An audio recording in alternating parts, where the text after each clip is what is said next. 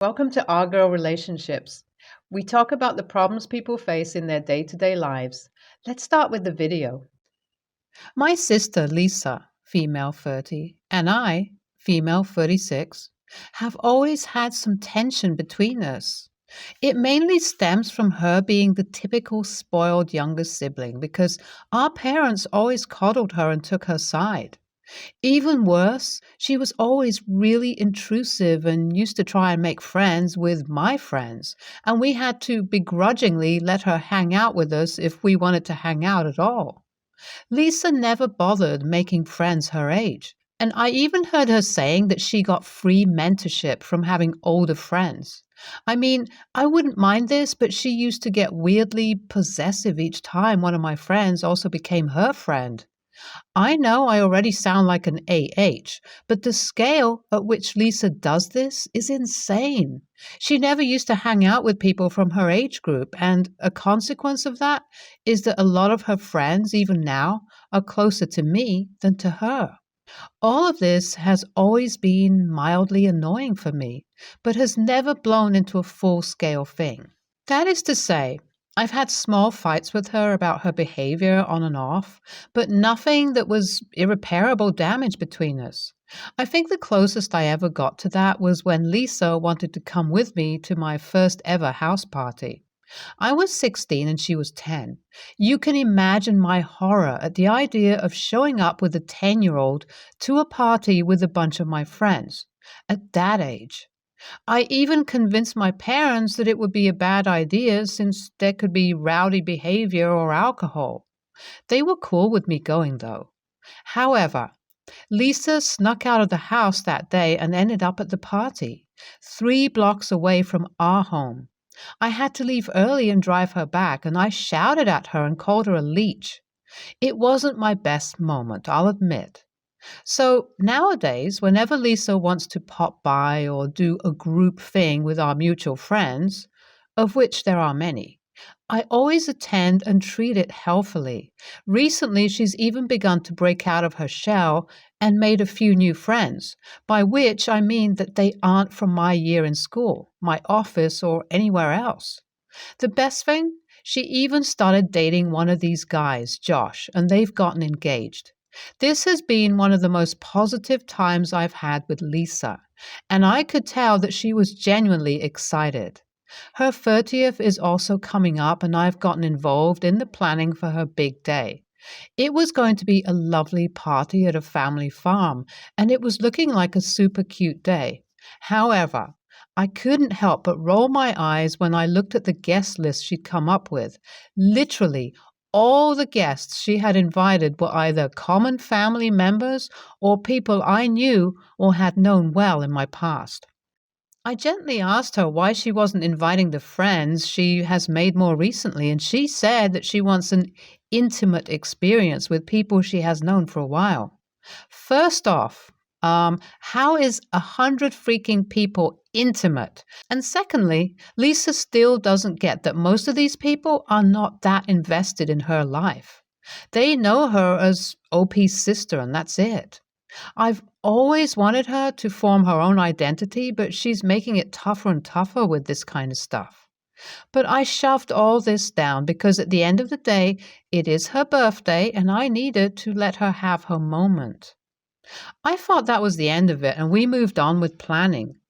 All in all, it would end up being a nice birthday, but things were about to get much worse. You know how I said that Lisa was possessive about our common friends? That ended up rearing its ugly head. I visited Lisa along with a common friend, Becky, to brainstorm ideas for her party. I admit during this time, Becky and I used a few inside jokes and talked about shared experiences that Lisa wasn't a part of. But it was only for a moment, not like we spent an hour reminiscing, but we just mentioned the stuff we had done in the middle of planning. It was still all about Lisa and her party, but I could tell that we'd done something wrong.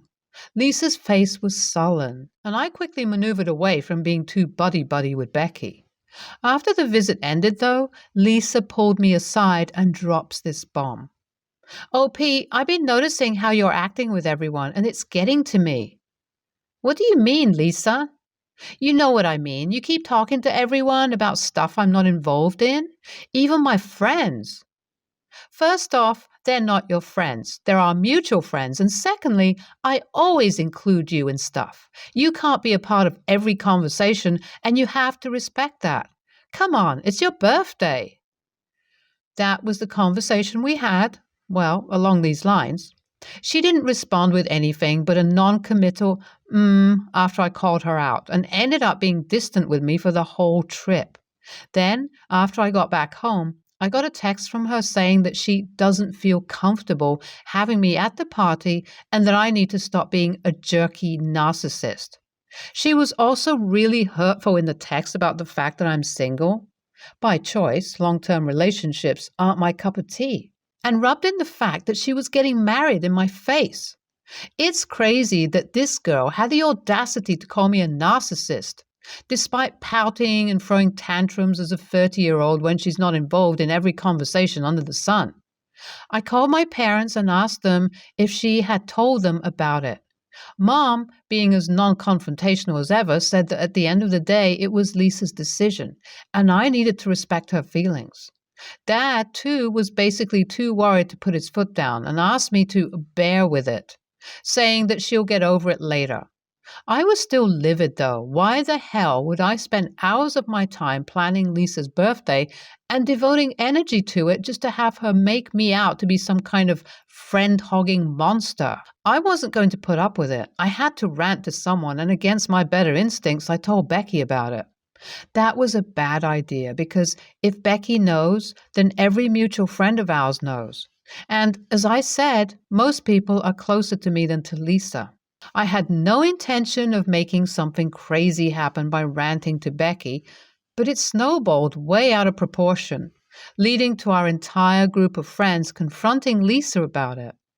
I wasn't there for this intervention of sorts, but from what I heard, Lisa went ham on everyone and demanded that everyone show up and show her some damn respect. She went on a long rant about how terrible I had been to her as a person, and even said, "If you care more about OP than me, then don't bother showing up." I knew this was going to spread like wildfire, and our relatives probably already knew about the situation.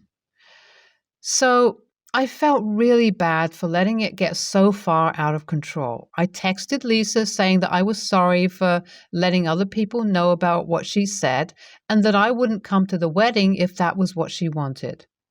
She didn't respond. I decided that this wasn't worth my time at this point and was just getting overwhelmed by how stupid the whole situation was.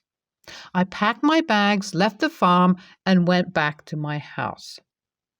On the day of her birthday, I had gone out for a date, and halfway through, my phone started blowing up. My parents texted me saying that nobody had shown up, including our relatives.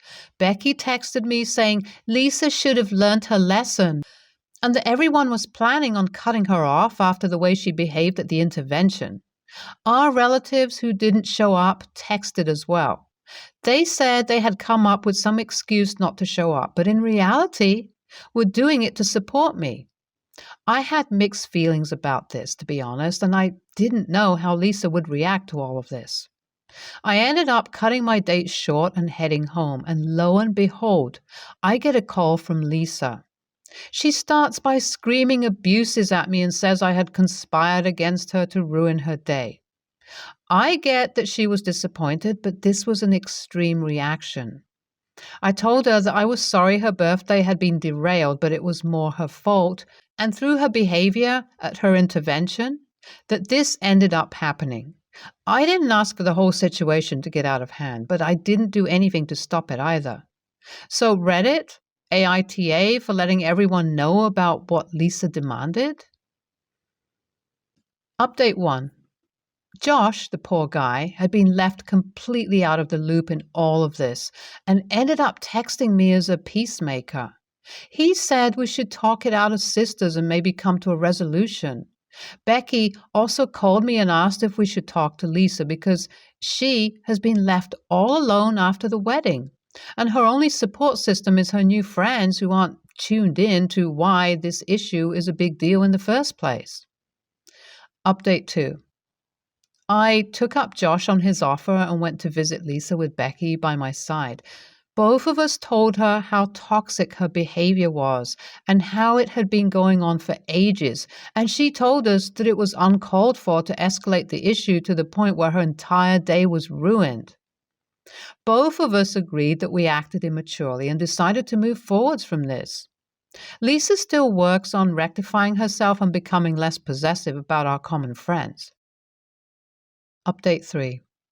Things have gone well since we had that talk. It's been a few months since Lisa's wedding, and the whole space between me and Lisa is really calm now. We talk with mutual respect, and she has accepted that she can't be involved in everything that involves our familiar friends. She's also started working harder at making new friends and deepening those bonds, so that is also going well. I hope we can move on from this because Lisa is stepping up. NTA, because you didn't rant to Becky with any malicious intent. Your friend group is supporting you, and if Lisa was so sure that her perspective was right, she wouldn't be mad that everyone knew what she had asked you to do. I won't lie, it's funny how the biggest narcissists end up calling out other people for the same thing. NTA, Lisa's behavior was way out of line.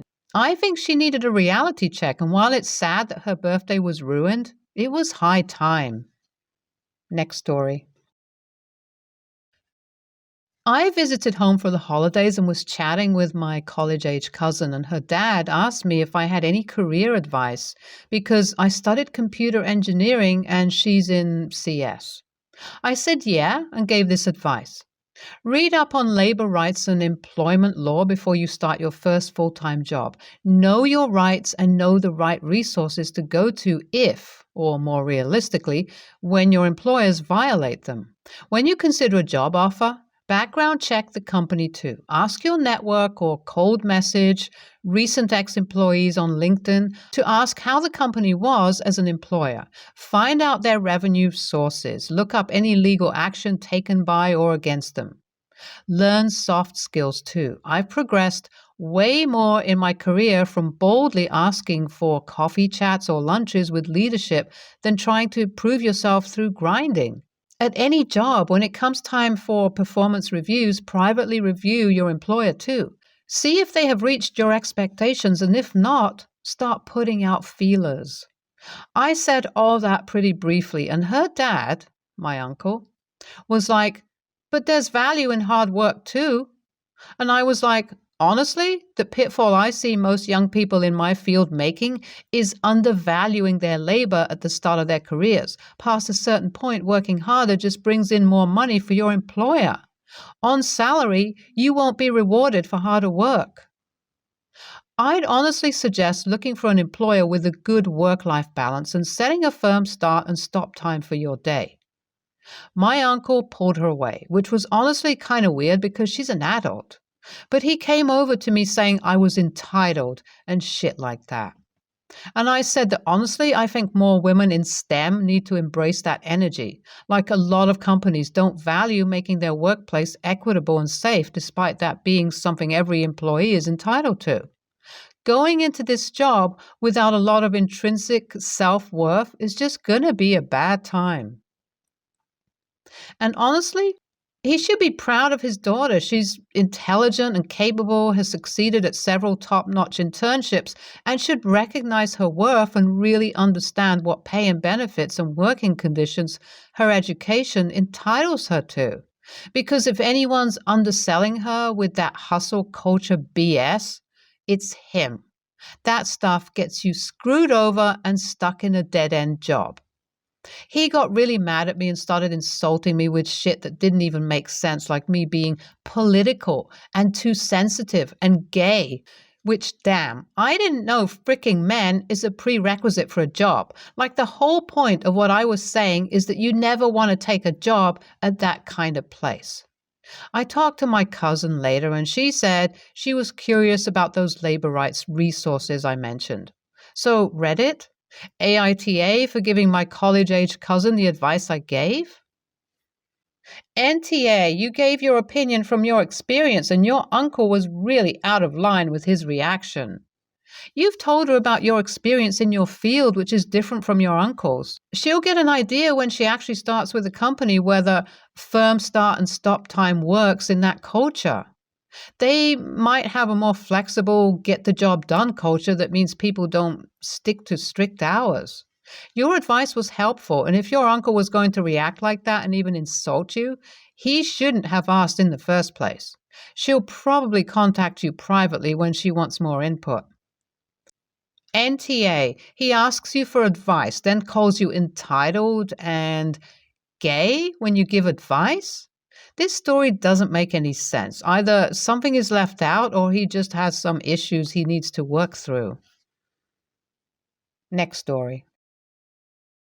Over the summer, me, 39, female, my husband, 42, male, and my son, 7, male, took a trip to Myrtle Beach.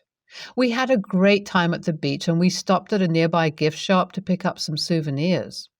My son spotted a toy ball with cute strawberry characters on it. He absolutely loved it and begged me to buy it for him.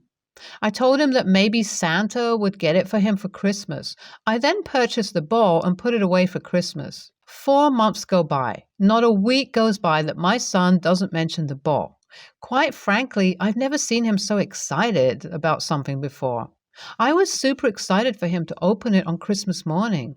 So Christmas rolls around and my husband and I give my son his gifts.